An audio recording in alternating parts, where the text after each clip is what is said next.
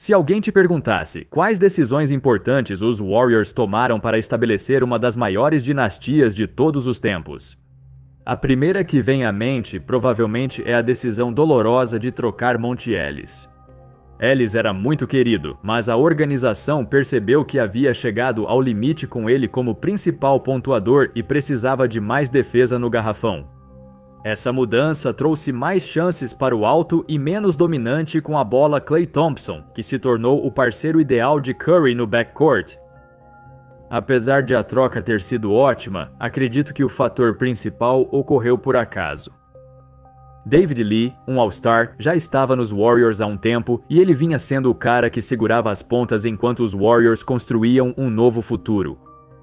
Então, em um jogo de pré-temporada, tudo mudou. Lee se machucou, o que o forçou a perder 24 dos primeiros 25 jogos da temporada. Nesse período, Draymond Green virou o ala pivô titular.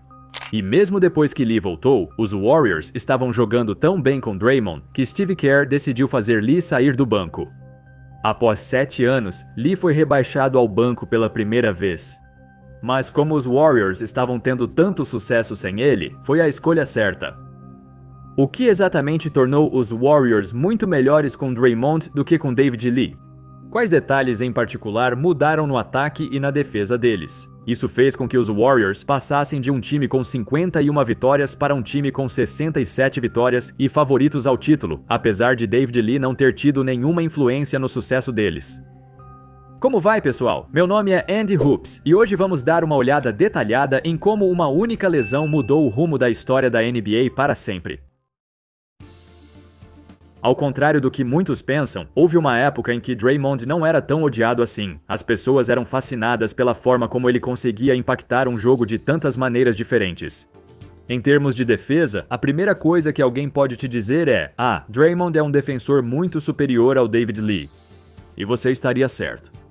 Embora isso seja verdade, mesmo com David Lee como titular no ano anterior, os Warriors ainda tinham a quarta melhor defesa da liga.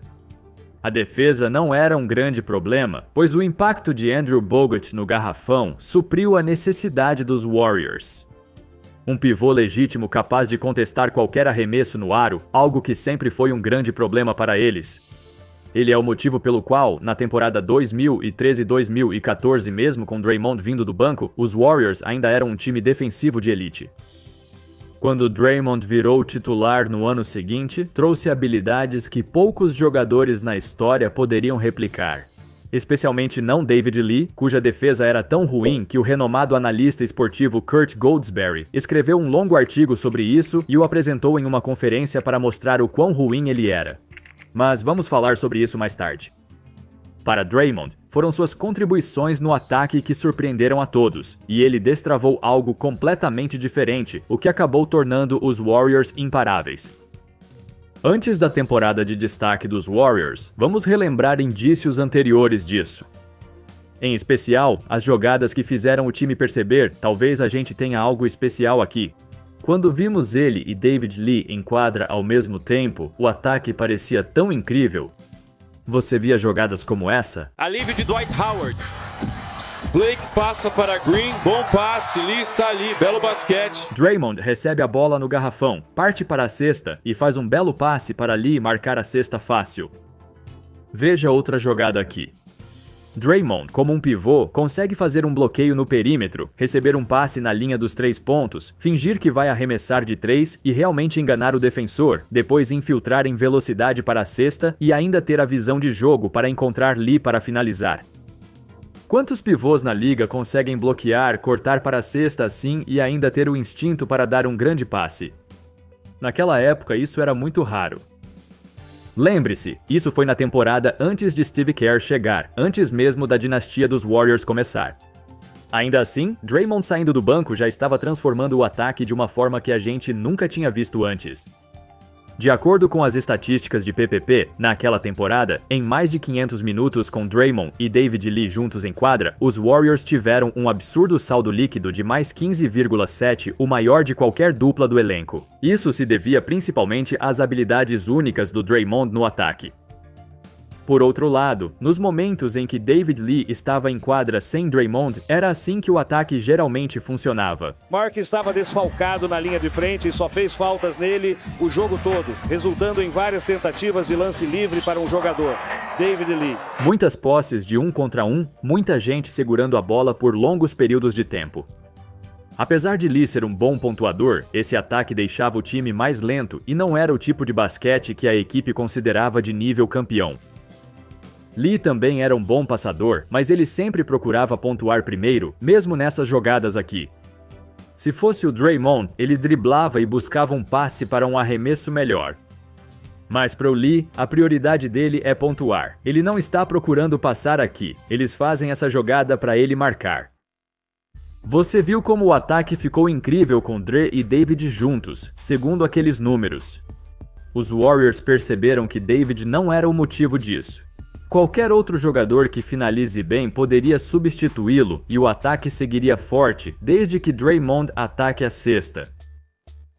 A temporada de 2014-2015 ficou conhecida como o ano de destaque dos Warriors e o início da sua dinastia, liderados por Steve Kerr, um técnico novato. Como David Lee sofreu uma lesão na pré-temporada, Draymond foi colocado no time titular e, na verdade, ele começou como titular em todos os jogos que disputou naquele ano. Isso fez com que o ataque dos Warriors tivesse uma cara completamente diferente do habitual, um ataque que era muito diferente dos anos anteriores. A melhor maneira de visualizar a diferença é com essa estatística em particular aqui, passes. Na temporada 2013-2014, os Warriors ficaram em último lugar em toda a NBA em passes por jogo, já que faziam cerca de 243 passes por partida. No ano imediatamente após a lesão de David Lee, esse número saltou para mais de 300 por jogo. Um ano depois, na temporada das 73 vitórias, mais de 320 passes por jogo. O objetivo de Steve Kerr no ataque dos Warriors era potencializar Curry e Thompson, seus principais pontuadores.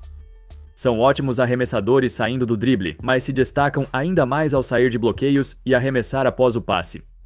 O chamado Motion Offense dos Warriors, como eles chamam, teve grande inspiração nos Spurs de 2014, um time que jogava um estilo de basquete coletivo muito bonito.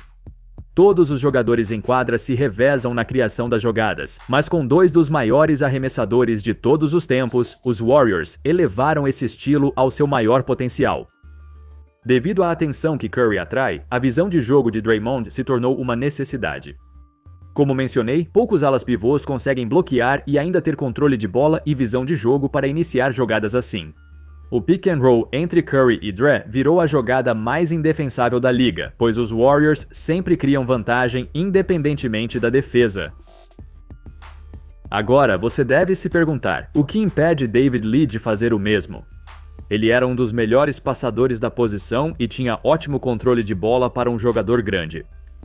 É que Lee sempre foi um jogador que dominava a bola e durante toda a sua carreira, ele sempre jogou do mesmo jeito. Não foi exatamente culpa dele. Quando estava no Golden State, boa parte do ataque passava por ele. Por isso você via mais jogadas de costas para a cesta, pois tentavam criar jogo de dentro para fora, com ele atraindo a atenção. Não digo que ele fosse um mau pontuador, era ótimo, mas sua presença em quadra limitava o ataque dos Warriors. Eles chegaram ao seu limite com ele como principal referência. Na ausência dele, a movimentação de bola melhorou muito. Isso se tornou sua maior arma.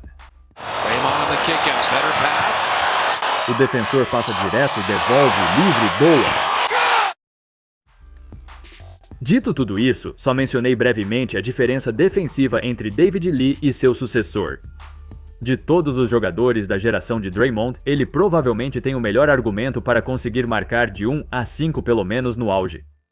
Apesar de estar listado com 1,98 m, sua envergadura de 2,16 m e seu físico robusto e estável lhe dão uma base sólida para defender jogadores muito maiores do que ele. A formação mais notória dos Warriors durante seus anos de campeonato foi a infame Death Lineup, sua formação de small ball com Draymond jogando como pivô. Na temporada em que venceram 73 jogos, essa formação jogou junta por 172 minutos, durante os quais superaram seus adversários por 166 pontos. Eventualmente, a Death Lineup evoluiu para a Hamptons 5 quando Kevin Durant substituiu Harrison Barnes. Essa formação foi ainda melhor, já que você tem Kevin Durant no lugar de Harrison Barnes. Mas funcionou por causa da versatilidade defensiva do Draymond, algo que David Lee nunca teve. Na verdade, Lee era conhecido por ser um dos piores defensores da NBA, especialmente para um jogador de garrafão, onde a defesa é ainda mais importante. Para continuar o que eu estava dizendo antes, Kirk Goldsberry, que é considerado um dos inovadores da análise estatística moderna da NBA, fez uma apresentação na MIT Sloan Conference for Sports Analytics. O tema era chamado de efeito Dwight. Ele destacou como um pivô como Dwight Howard pode ser o pilar para tornar uma equipe a melhor defesa da NBA. Ele mostrou que a defesa como pivô é mais importante do que em outras posições. Nessa apresentação, ele também falou sobre David Lee para provar seu ponto de que Lee definitivamente não pode jogar como pivô em nenhuma formação, muito menos em uma formação de small ball. Ele mostrou vários lances de péssimas posses defensivas do David Lee e chegou ao ponto em que toda a plateia estava apenas rindo. Isso se espalhou nos círculos da NBA e um repórter perguntou ao Lee como ele se sentia sobre isso, ao que ele respondeu, abre aspas, existem muitos números diferentes para apoiar muitas coisas diferentes. Você não pode querer as duas coisas ao mesmo tempo. Não faz sentido dizer que meus 20 pontos e 10 rebotes não importam porque números não valem, mas valorizar os gráficos do MIT. Não dá para defender as duas ideias ao mesmo tempo. Bem, acontece que os gráficos do MIT realmente importavam. A ascensão do Golden State Warriors foi construída com base em análises e coincidiu com a queda de David Lee. Infelizmente para ele, sua lesão no tendão da coxa, junto com um problema persistente no quadril, desencadearam a queda de toda a sua carreira. A temporada 2013-2014 acabou sendo seu último ano como titular, e desde então ele foi trocado várias vezes até se aposentar em 2017. Lee terminou sua carreira com um único campeonato em 2015, mas ele não teve muito impacto naquela campanha de playoffs. Ele jogou só 3 partidas de playoffs naquele ano, com média de 8 minutos por jogo. Foi um sinal de que seu tempo no Golden State havia chegado ao fim, já que eles iniciaram uma nova era sem ele. A memória de David Lee, assim como a de Monte Ellis, será perdida com o tempo. Em 20 ou 30 anos, serão lembrados como quem entreteu os torcedores por alguns anos, mas que precisaram ser trocados para o time virar candidato ao título. Para mim, eu vejo David Lee como o único ponto positivo na era mais desastrosa do basquete dos Knicks. Ele foi a última escolha da primeira rodada em 2005 e se tornou um All-Star em Nova York. Havia um sentimento de orgulho em ver um jogador jovem realmente se desenvolver em um período tão tumultuado para a franquia. Antes de Carmelo Anthony, antes de Amar'e Stoudemire, Lee era o cara que nos surpreendia e tornava os Knicks um pouco mais suportáveis de assistir, apesar de todas as derrotas. Isso eu não vou esquecer. Muito obrigado a todos por assistirem, espero que vocês tenham gostado do vídeo e claro, como sempre, nos vemos na próxima. Valeu!